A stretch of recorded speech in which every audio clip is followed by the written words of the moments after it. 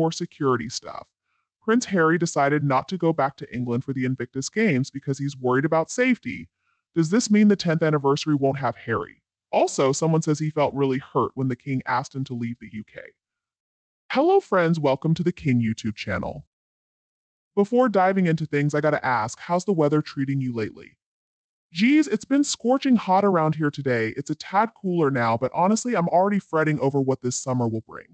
Speaking of which, fingers crossed for some pleasant weather for the 10th anniversary of the Invictus Games. They really deserve to soak up some refreshing breezes. All right, folks, let's kick things off. So let's chat a bit about what Invictus is all about. It's this big international sports event that started back in 2014. And guess who got it rolling? Yep, Prince Harry. He had plenty of folks lending a hand, but he was the driving force. Now, fast forward to today, and we're gearing up for the big 10th anniversary bash set to go down at St. Paul's in London next May. According to The Express, Harry and Meghan Markle are penciled in as guests on the official schedule with the Duke of Sussex lined up to give a speech. But here's the kicker: Harry's recent move to the US and all the hoopla around it has stirred up some trouble. There's talk that he might not make it to the event because of all the drama. As far as I know, Harry hasn't officially said he won't make it to the 10th anniversary of Invictus, even with the security worries. But if his plans don't fit the security setup, he'll likely join us online. Now, let's chat about where it's happening. The big day is set for St. Paul's Cathedral, and picking that spot was no accident. Harry likely suggested it, aiming for the grandest entrance and exit. In his mind, he's likely wondering how William and Catherine would look if they skipped it. But personally, I think people would admire them more if they steered clear of the drama. Alright, I remember Harry making a fuss about the date and time being on the St. Paul's website saying it was risky for his security. But seriously, who does he think is after him? There'll be loads of military folks in the room. It just doesn't add up. Isn't it a fact that whenever Harry visits the UK, it all boils down to how safe he feels? And before he decides to show up for the Invictus Games event, his security team needs to make sure St. Paul's is guarded by the Met Police and his own security measures are in place while he's in London.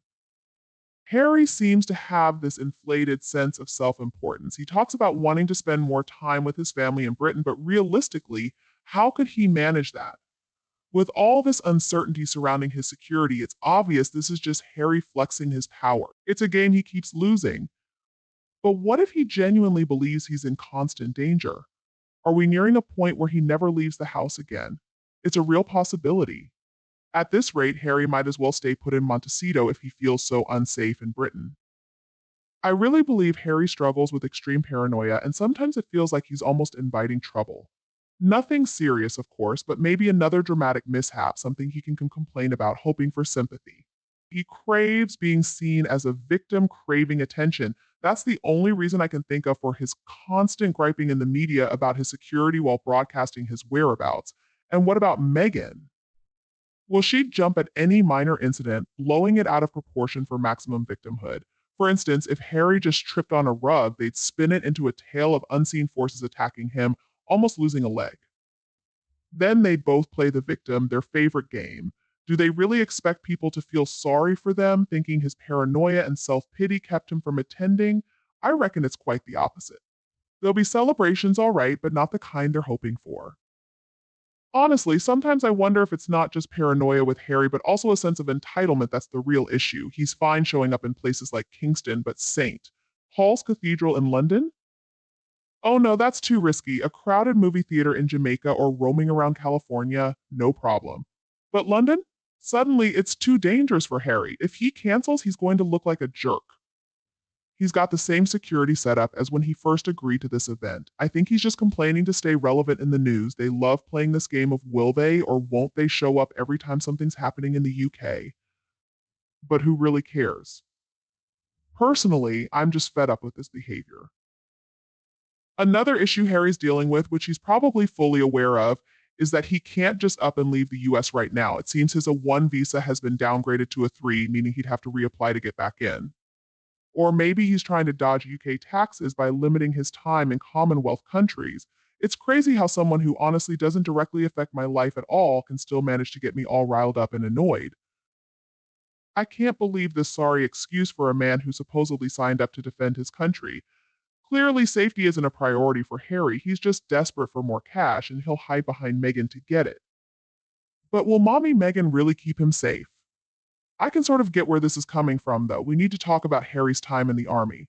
While he was supposedly serving, he was known as Bunker Harry.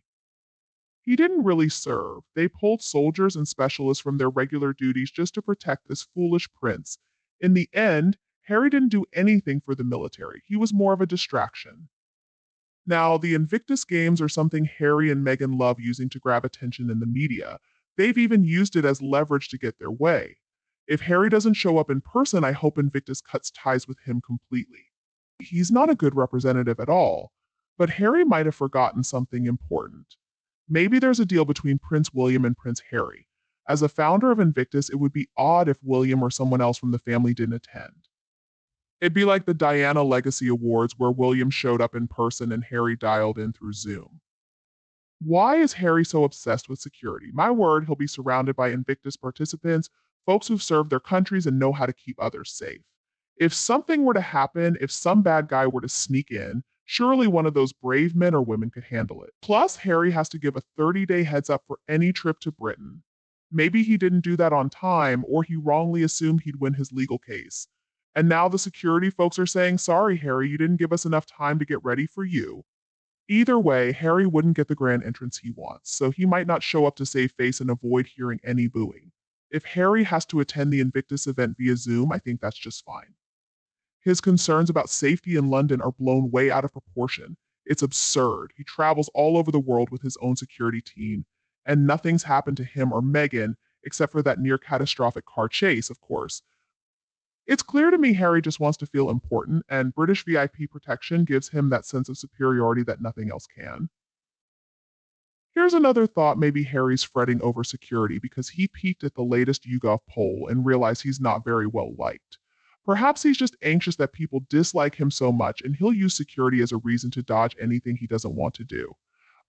But he should be cautious about pushing Invictus too far with these security demands. They might just throw in the towel if he keeps threatening not to show up in person.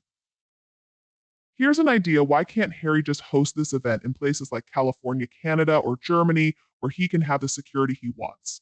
Well, I guess it doesn't align with Harry's desires because he wants the games held in England so he can use it as leverage against his family. But all this complaining about security is getting really tiresome. I mean, if he's in danger, it's because of his own actions. His unpopularity stems from his behavior, and I doubt anyone cares enough to harm him. Come on, nobody's going to go out of their way to bother him. The only ones interested in him are the tabloids looking to make money with dramatic stories, and the paparazzi will be there regardless. Now, the fact that Harry expects free security while constantly whining about privacy is just another way for him to stroke his ego and feel more important. But honestly, this behavior is getting old.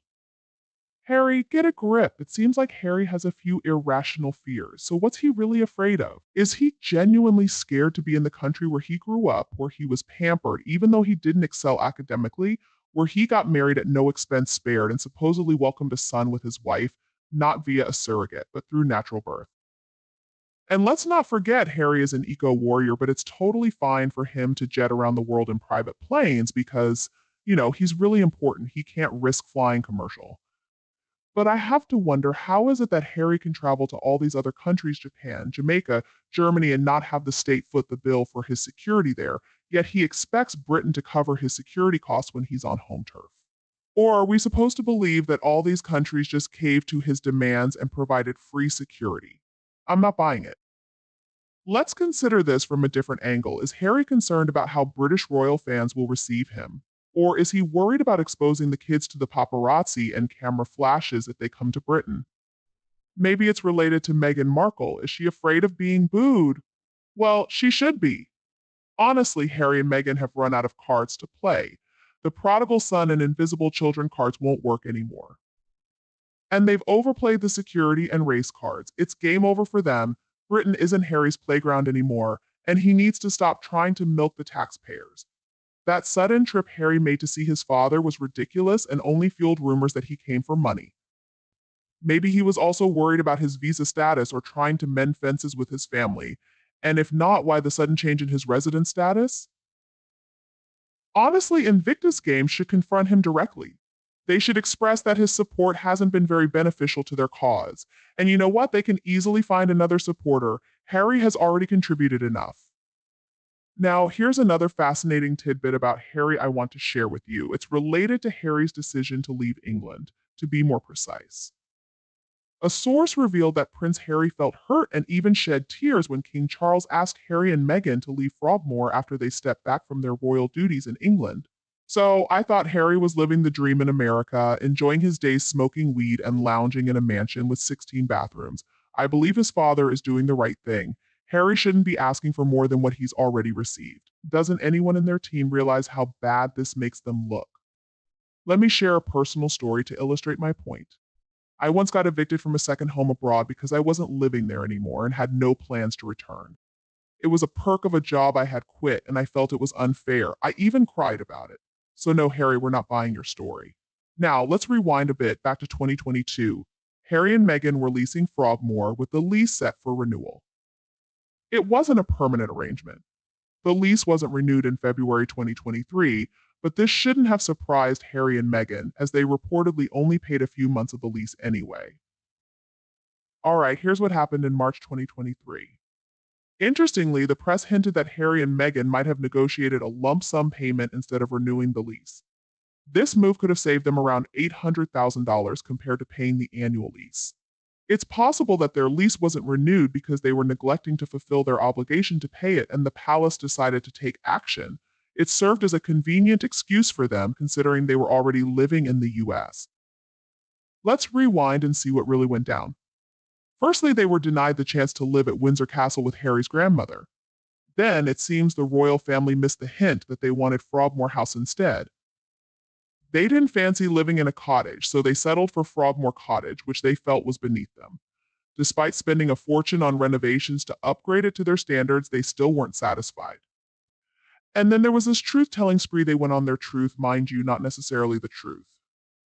But anyways, the royal family had the audacity to terminate the lease because, as they claimed, Harry and Meghan said they wouldn't return to this supposedly racist country until the king and the entire nation apologized to Meghan.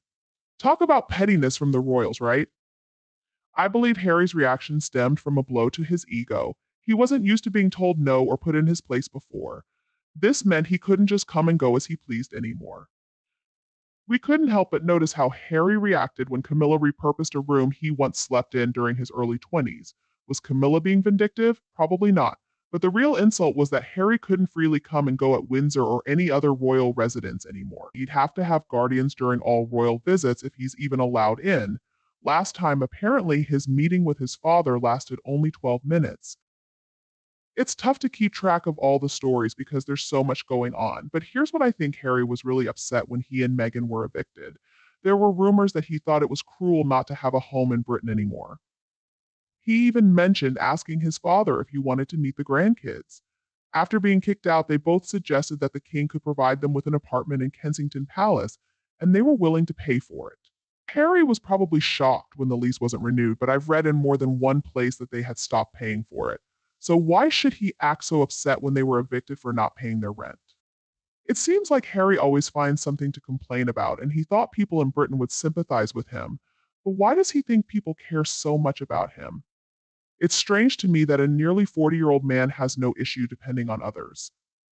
First, it was his father, and now it's random wealthy friends. If Harry weren't famous for being born a prince, I doubt people would pay him any attention.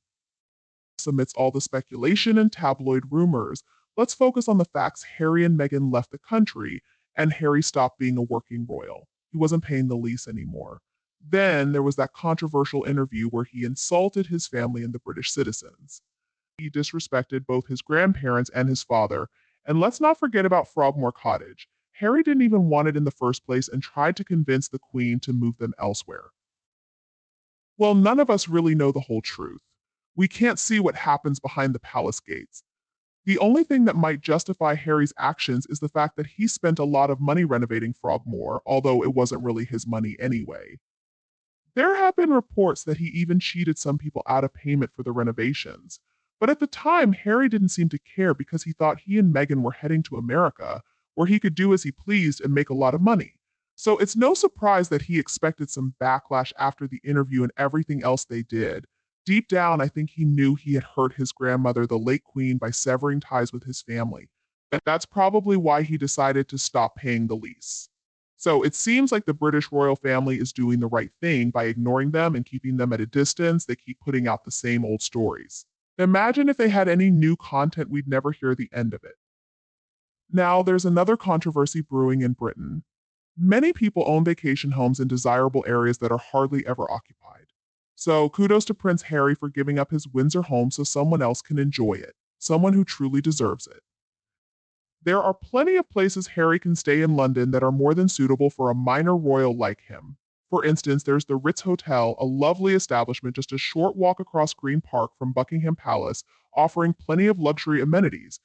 He could rent a chauffeured limo and even entertain visitors seeking a royal audience. The hotel even provides free Wi Fi so Harry can make video calls right from the heart of London. Or if he prefers a more American vibe, there's the Hyde Park Hilton. Oh, here's an idea, Soho House. There are even places where Harry could rent a military uniform by the hour. Wouldn't that be something? I'm sure if Harry were to visit, it would be a boost for tourism and a prime opportunity for rotten tomatoes and eggs to be hurled at his head. I know some of you might be wondering why we're revisiting an old news story from a year ago. Wasn't it ages ago when the king evicted them from Frogmore?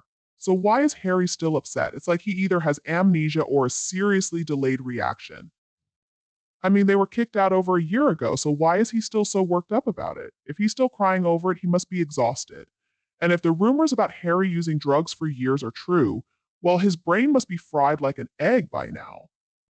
It's hard for him to store information properly in the first place. So, folks, I think this saga is far from over. Harry seems stuck in a loop, and it wouldn't surprise me if a conservatorship is in his future. The reason Harry and Meghan can't seem to get their story straight is because this one is the truth. It was never about security racism or fleeing the UK. It was simply Harry and Meghan believing they were better than they actually are. They left without considering how it would all end up. So when they say things like it didn't have to be like this, what they really mean is they never thought they'd face consequences for their actions. That's why Harry seems so agitated about everything and why they insist on having security wherever they go and staging fake royal events. They're still desperate to be seen as royals because that's what they always wanted, but without having to follow any rules. What's truly baffling is that they still have ardent fans, and some in the media actually believe they hated being in the monarchy and just wanted to live as ordinary citizens. It's hard to believe all of this. Harry and Meghan should perhaps try being a bit less egotistical and more realistic about their situation. It's absurd that they feel the need to have a bodyguard everywhere they go, claiming they're so concerned about their security or complaining to the king when they were evicted from a house they weren't even paying the lease on. They say some of the most disgusting things I've ever heard. They're a couple of liars so fake. They turned their backs on the royal family and did terrible things to their own family. People like that don't deserve good things to happen to them. Karma is on its way. Do you agree with me? Well, folks, I hope the information I just shared with you was helpful, and I'd love to hear more of your opinions. They're so valuable because they really enrich our discussions and help us approach topics from different angles. Thank you for watching. Goodbye for now, and I'll be back to see you again soon in new videos on the King YouTube channel.